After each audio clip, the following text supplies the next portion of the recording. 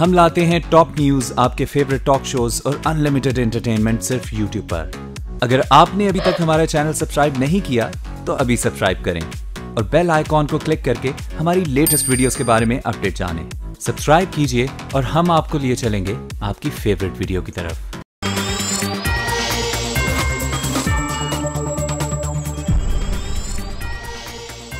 السلام علیکم، welcome to پیسہ بولتا ہے ود انجم ابراہیم۔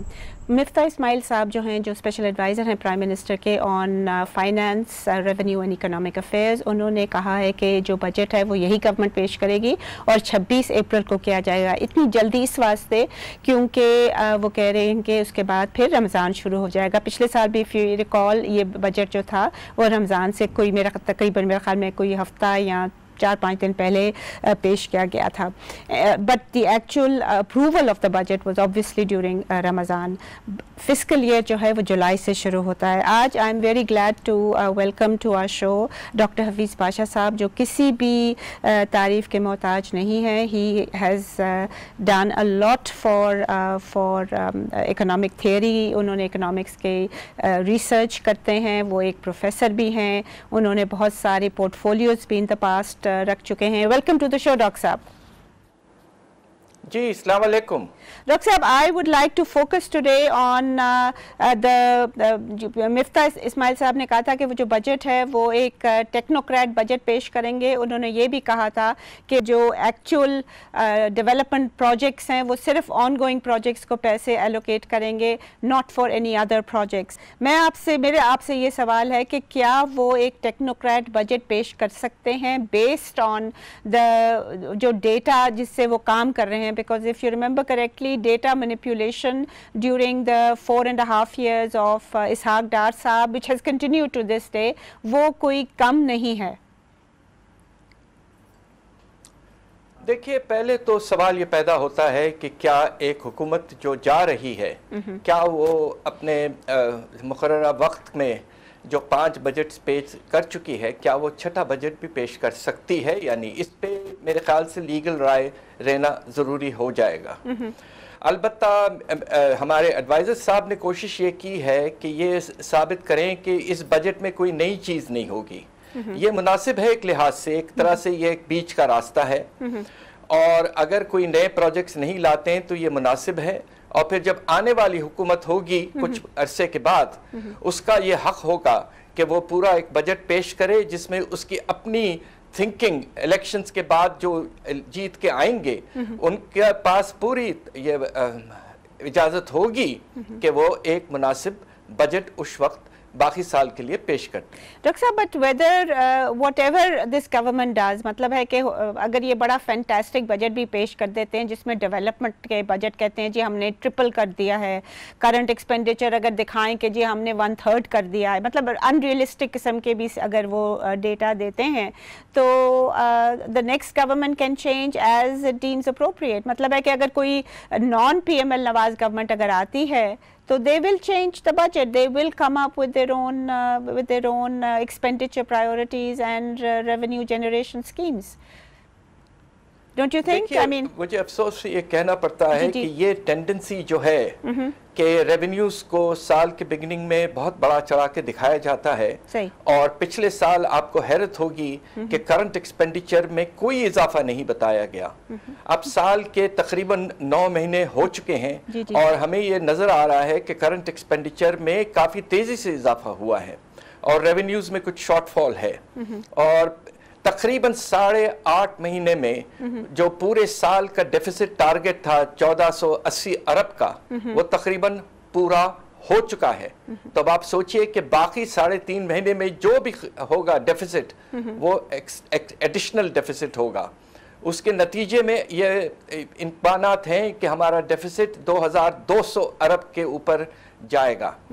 تو اس لیے بجٹ کی جو پروجیکشنز ہوتی ہیں ان کو مناسب طریقے سے کرنا چاہیے، اور کوئی ایسی کوشش نہیں ہونی چاہیے کہ آپ کسی طرح سے آنے والے ڈیفیسٹ کو کم بتائیں۔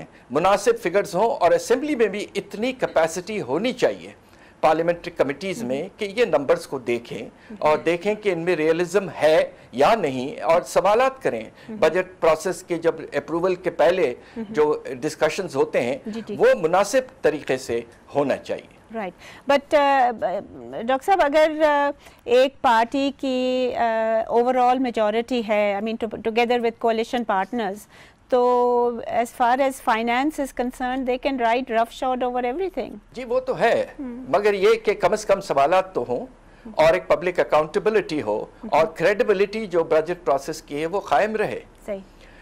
ये अफसोस से ये भी कहना पड़ता है कि फाइनेंस की जो बिल की अप्रूवल है टैक्सेस की, वो आपने तरमीम लाकर फाइनेंस मिनिस्टर के हाथ में रख दिया है। ये बिल्कुल नामुनासिब है।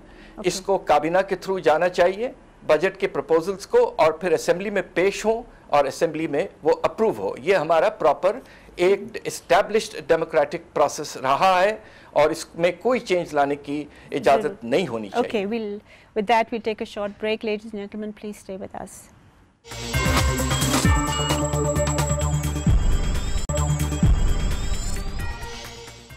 Welcome back ladies and gentleman. हमें ब्रेक से पहले डॉक्टर साहब, डॉक्टर हफीज़ पाशा साहब बता रहे थे कि इट इज़ इम्पेरेटिव कि जो बजट हो नेक्स्ट ईयर का वो बिल्कुल ही रिस्ट्रिक्टेड हो, लिमिटेड हो to certain within certain parameters. In terms of revenue तो बिल्कुल नहीं बढ़ाना चाहिए और एक्सपेंडिचर को भी लिमिट करने की कोशिश करनी चाहिए। डॉक्टर साहब, 1 जून को गालिबन caretaker setup will be put in place. Do you think कि अगर 26 का जो बजट है वो let's put it in more diplomatic terms, अगर वो पॉलिटिकल बजट हुआ तो would the caretakers have the capacity or the mandate to correct a few things in it? देखिए, ये इंटरिम गवर्नमेंट के पावर्स में नहीं है। इंटरिम गवर्नमेंट ज़्यादा से ज़्यादा खींच के 4 महीने का एक बजट बना सकती है which is based on projections of what expenditure commitments are already there.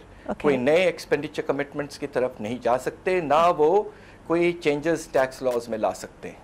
But can they decrease expenditure? For example, current expenditure जो है क्या वो decrease कर सकते हैं? क्या जो हमारा revenue system है, जो FBR Federal Board of Revenue, जिसके बारे में बड़ी वो people are very concerned about its performance, बहुत you know there's a lot of bribery and leakage from that system. तो क्या वो उसको तो ठीक कर सकते हैं ना?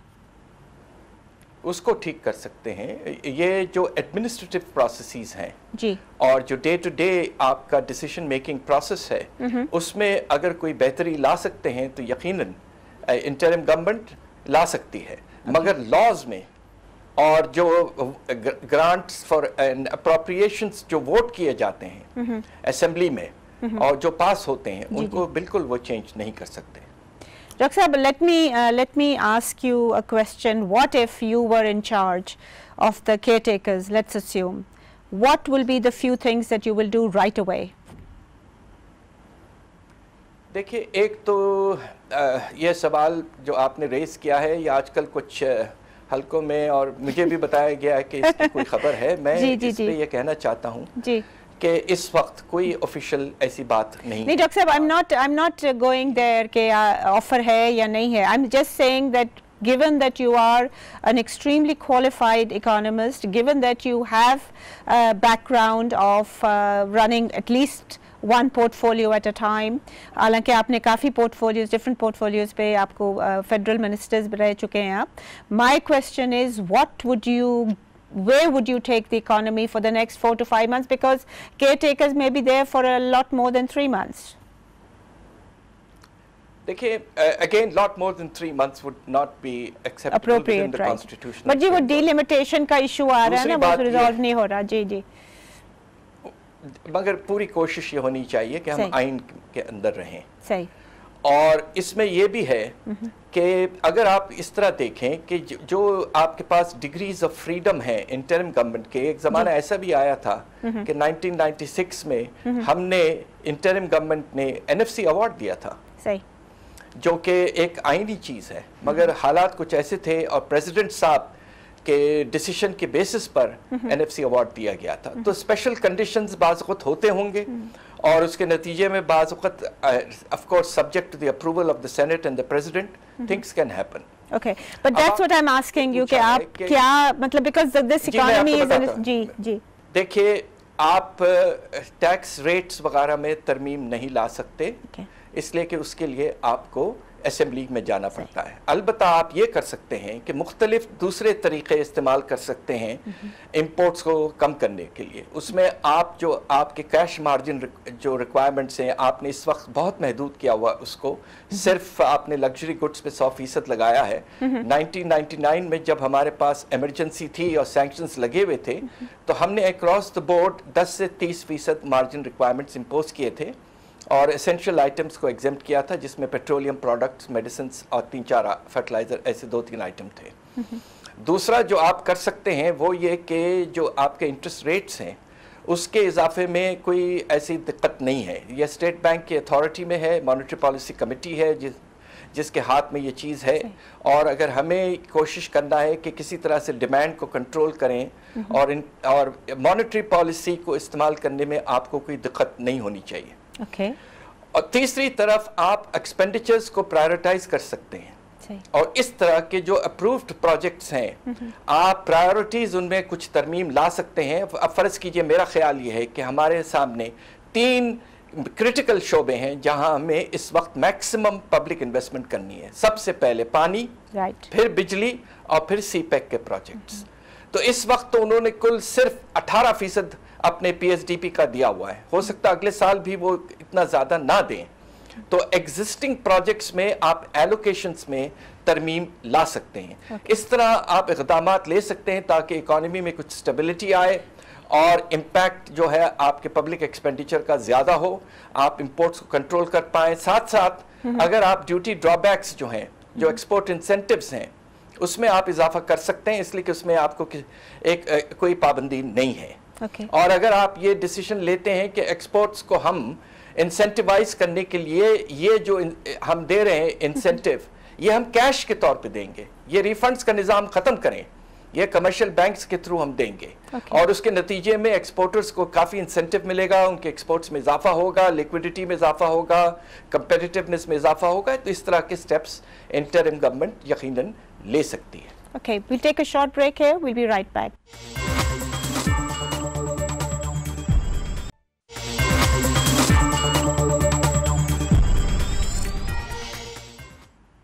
Welcome back ladies and gentleman. Doctor साहब आप बता रहे थे कि एक्सपोर्ट के ड्यूटी ड्रॉबैक्स और कैश रिक्वायरमेंट जो है वो आप हेल्प करेंगे एक्सपोर्टर्स को। You are going to do some if given the opportunity. मेरा जो क्वेश्चन एक और है वो ये है कि जो एनर्जी सेक्टर भी है जिसमें काफ़ी गवर्नमेंट ने, this was the second prioritize sector for PML Nawaz government, but their focus has been on generation, it has not been on transmission. तो हमारी जो कैपेसिटी जो ट्रांसमिट करने की इलेक्ट्रिसिटी है वो तो कोई 16,500 मेगावाट ही है और ये जनरेशन बढ़ाते जा रहे हैं। What do you, I mean there seems to me there is a need to revisit even the existing ongoing projects from that angle. देखिए 2 चीज़ें हो सकती हैं जी और ये इंटरिम गवर्नमेंट और आने वाली इलेक्टेड हुकूमत इन चीज़ों के बारे में सोच सकती है। एक तो ये है कि हमारा पब्लिक सेक्टर डेवलपमेंट प्रोग्राम जो फेडरल गवर्नमेंट का है उसमें हम ट्रांसमिशन